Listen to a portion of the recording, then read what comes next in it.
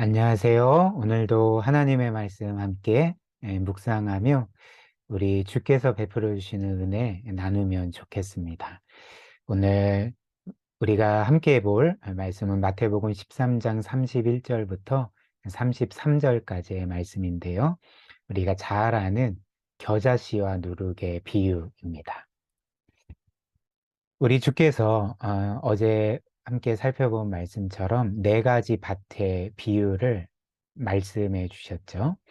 이 말씀의 핵심은 우리가 하나님의 말씀을 듣는 자에서 멈추지 않고 그 말씀대로 살아감으로 열매를 맺어야 된다.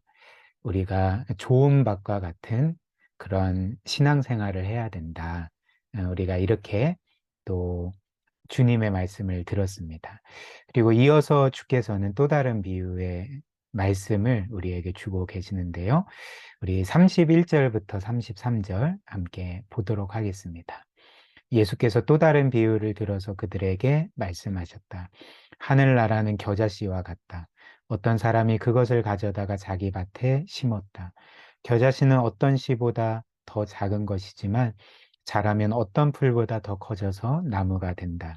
그리하여 공중의 새들이 와서 그 가지에 깃들인다. 예수께서 또 다른 비유를 그들에게 말씀하셨다. 하늘나라는 누룩과 같다.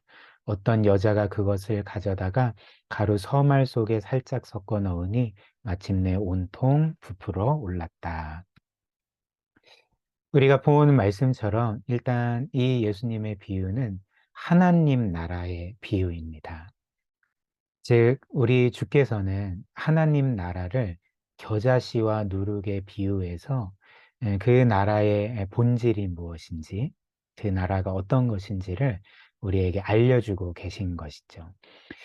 그렇다면 이 하나님 나라는 어떤 것인가, 무엇인가를 알아야지 이 비유를 이해할 수 있지 않겠습니까?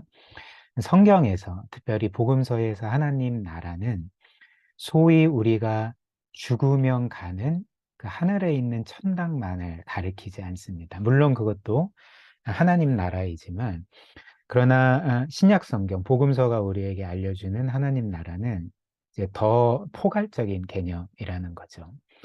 특별히 예수님의 말씀에 따르면 이 하나님의 나라는 우리가 죽어서 가는 나라이기보다는 예수님께서 이 세상에 오신 즉시 시작되고 지금까지 확장되어 가는 나라라 할 수가 있습니다. 그래서 주께서는 누가복음 11장 20절에서 이렇게 말씀을 하셨는데요. 함께 보겠습니다. 그러나 내가 만일 하나님의 손을 힘입어 귀신을 쫓아낸다면 하나님 나라가 이미 너희에게 임하였느니라. 지금 주님께서는 그 어떤 말씀을 하고 계십니까? 내가 하나님의 능력으로, 이 권능으로 너희 가운데 귀신을 쫓아낸다면 하나님 나라가 이미 너희에게 임한 거다. 즉, 예수님이 말씀하신 하나님 나라는 우리가 죽어서 가는 하늘에 있는 천당이 아니라, 그런 공간이 아니라 지금 예수님으로 인해 이미 이 땅에서 시작되고 우리 가운데 임한 나라라는 거죠. 즉, 이 땅에 임한 나라라는 것입니다. 그래서 하나님의 나라는 결론적으로 하나님의 통치와 동일한 의미의 단어라 할 수가 있는 거죠. 실제로 신약 성경에서 나라를 뜻하는 헬라어 바실레이아라는 단어인데요. 이 바실레이아라는 단어는 통치를 의미합니다. 즉, 그 나라의 왕에 의해서 행사되는 그 통치, 권세, 이런 것들을 가리켜 이제 바실레이아 나라라고 하는 것이죠. 즉, 예수님께서는 이 세상에 오셔서 복음을 전하시고 하나님의 능력으로 귀신을 쫓아내시고 병자들을 고치시고 이런 식으로 하나님의 통치를 계속적으로 이루어 가시는 것을 가리켜서 하나님 나라가 너희 가운데 임했다, 시작됐다, 확대되어 가고 있다, 이렇게 말씀을 해주셨던 것입니다. 그런데 오늘 본문 말씀처럼 예수님은 이런 하나님의 나라를 겨자씨에 비유를 하신 거죠. 무슨 의미일까요? 즉, 하나님 나라는 처음에는 겨자씨처럼 아주 작지만 그것이 계속 확대되고 확장되어서 온 세상을 덮게 된다는 것입니다. 마치 겨자씨가 자라면 큰 나무가 돼서 온갖 새들이 깃들이는 것처럼 하나님 나라도 처음에는 아주 작은 씨앗 형태로 시작되지만 그것이 계속적으로 커져서 온 세상을 덮게 된다. 이렇게 말씀을 하셨던 것입니다. 또 예수님은 하나님 나라를 겨자씨뿐만 아니라 이렇게 누룩에 비유하셨죠. 누룩은 어떤 것입니까? 아주 소량의 누룩이라 할지라도 빵 반죽 그 가운데 넣게 되면 그 눈에 보이지도 않는 누룩이 그 반죽 전체를 부풀게 하고 변화시키지 않겠습니까? 마찬가지로 하나님 나라는 겨자씨처럼 아주 작을 뿐만 아니라 이제 누룩처럼 처음에는 아주 작게 시작이 되지만 그것 자체가 이 온 세상을 변화시키고 새롭게 한다는 것입니다. 이것이 바로 이제 하나님 나라라는 거죠.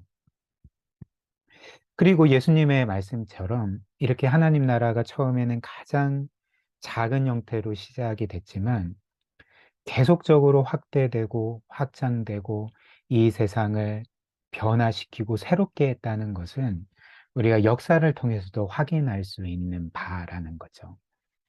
실제로 우리가 특별히 사도행전을 보면 예수님께서 승천하신 이후에 처음 교회는 총 120명으로 구성이 되어 있습니다. 초대교회라고 부르죠. 근데 이 120명으로 시작된 교회는 이후에 어떻게 됐습니까? 역사상 계속 확대되고 확장되어 왔고, 그래서 지금은 전 세계에서 수십억 명이 예수 그리스도를 자신의 구세주요 주님으로 믿고 영접해서 이 하나님의 나라, 즉 하나님의 통치를 자신의 삶 가운데 받아들이지 않았습니까? 즉 오늘 예수님의 말씀처럼 이 하나님의 나라는 처음에 겨자씨와 누룩처럼 아주 작지만 그러나 놀랍도록 확대되고 이 세상을 변화시키고 새롭게 하고 수많은 사람들을 구원했던 것이죠. 바로 이것을 주께서는 오늘 비유를 통해 말씀해 주고 계시는 것입니다. 그리고 이렇게 계속적으로 확대되고 확장되는 하나님의 나라는 결국 마지막 날 우리 주님께서 이 세상에 다시 오셔서 모든 것을 심판하시고 구원을 완성하시는 날에 이 나라도 완성되게 될 것입니다. 그래서 역사의 마지막을 성경은 이렇게 기록하고 있는데요. 요한계시록 21장 1절부터 4절입니다. 또 내가 새 하늘과 새 땅을 보니 처음 하늘과 처음 땅이 없어졌고 바다도 다시 있지 않더라. 또 내가 보매 거룩한 성 새 예루살렘이 하나님께로부터 하늘에서 내려오니 그 준비한 것이 신부가 남편을 위하여 단장한 것 같더라. 내가 들으니 보좌에서 큰 음성이 나서 이르되 보라 하나님의 장막이 사람들과 함께 있음에 하나님이 그들과 함께 계시리니 그들은 하나님의 백성이 되고 하나님은 친히 그들과 함께 계셔서 모든 눈물을 그 눈에서 닦아주시니 다시는 사망이 없고 애통하는 것이나 곡하는 것이나 아픈 것이 다시 있지 아니하리니 처음 것들이 다 지나갔음이로라. 마지막 날 어떤 일이 일어납니까? 바로 하늘에 있던 거룩한 성 새 예루살렘이 이 땅에 임하는 거죠. 그래서 처음 하늘과 처음 땅, 그러니까 원래 있던 이 세상이 없어지고 하늘에 있던 거룩한 성 예루살렘이 이 땅에 임하면서 이 땅에서 시작된 하나님 나라가 완성되게 된다는 것입니다. 그래서 그 나라에는 이제 사망도 없고 애통하는 것이나 곡하는 것이나 아픈 것도 없고 그리고 하나님은 우리의 눈에서 모든 눈물을 닦아주시고 그리고 우리를 위로하시고 우리를 영화롭게 하실 거다. 이것이 그 마지막 날 완성될 하나님 나라의 영광스러운 모습이라는 것입니다. 그런데 이제 우리가 마지막으로 살펴볼 것은 이 하나님 나라는 온 세상에서 확장될 뿐만 아니라 우리 개개인의 성도들 안에서도 그렇게 확장되어 간다는 것입니다. 즉, 우리가 예수 그리스도를 믿고 구원받은 것은 이제 어떤 면에서는 우리 안에서 하나님 나라가 시작된 것, 즉, 하나님의 통치가 시작된 것을 의미한다는 거죠. 즉, 우리가 처음 예수 그리스도를 믿고 우리의 구세주로 영접할 때, 우리가 구원받을 때 어떤 일이 일어날까요? 하나님은 그리스도를 믿고 구원받은 우리의 심령에 성령을 보내주시고 그 성령으로 말미암아 우리 안에 하나님의 통치를 받아들이고 하나님의 뜻대로 살고자 하는 마음을 심어 주신다는 것입니다. 그래서 어떤 면에서 하나님 나라가 우리 안에 심겨지는 거죠. 시작되는 거죠. 그러나 오늘 예수님의 말씀처럼 이렇게 우리 안에 심겨진, 우리 안에서 시작된 하나님 나라는 오늘 비유처럼 처음에는 겨자씨와 누룩같이 아주 작다는 것입니다. 그러나 그 나라는 우리 안에서 계속적으로 확대되고 겨자씨처럼요. 그리고 누룩처럼 우리 안에 작은 형태로 시작이 됐지만 그것이 우리의 마음과 생각을 변화시키고 우리의 삶을 변화시켜서 결국에는 우리가 계속적으로 하나님의 통치를 더욱더 받아들이고 그 통치를 따라 살아가는 그런 그 주의 자녀들로 우리를 이렇게 변화시켜 간다는 것입니다. 그래서 이것은 무엇을 의미할까요? 바로 신앙의 성장은 시간을 필요로 한다는 거죠. 우리 안에 임한 하나님의 나라가 확대되어 가는 것은 시간을 필요로 하는 일이라는 것입니다. 제가 개인적으로 친한 또 한편으로는 존경하는 한 목사님께서 이제 저에게 들려주신 이야기인데요. 그 목사님께서 이번에 초등학교를 졸업한 딸의 졸업식을 가졌다고 합니다. 그런데 거기 졸업식에서 이제 교장 선생님이 거기에 모인 학부모들에게 마지막으로 이런 권면의 말을 했다고 합니다. 그래서 교장 선생님의 말이 이러한데요. 여러분, 겨울에 나무가 자라지 않는다고 해서 거기에 뜨거운 물을 붓는 일은 하지 않았으면 좋겠습니다. 겨울에 나무가 자라지 않는다고 해서 거기에 뜨거운 물을 붓는 일은 하지 않으면 좋겠습니다. 무슨 말일까요?